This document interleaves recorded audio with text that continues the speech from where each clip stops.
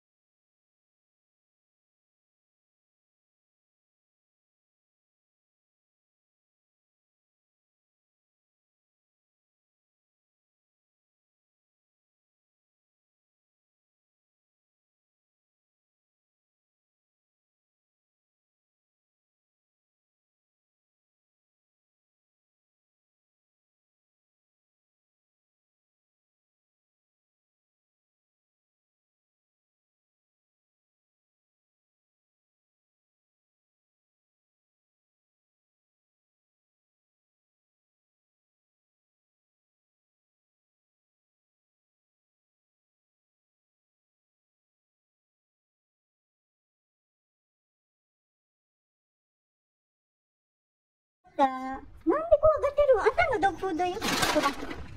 Baba, nakabili na kami ng pagkain ni Bata Batuta. Ayan. Ay, so grabe ang init.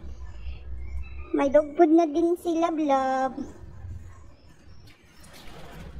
Bata, oh, Love na dog food oh. Ay, grabe ang init na naman. Lucky ko. Lucky. Nagkaroon din ng stock. So, ito yung ginagamit ko guys, na trolley. Ayan. So, gamit na talaga siya. 20 kilos yung kaya niyang buhatin. Ayan yung ginagamit ko pag bumibili ako ng dog food. Gusto no?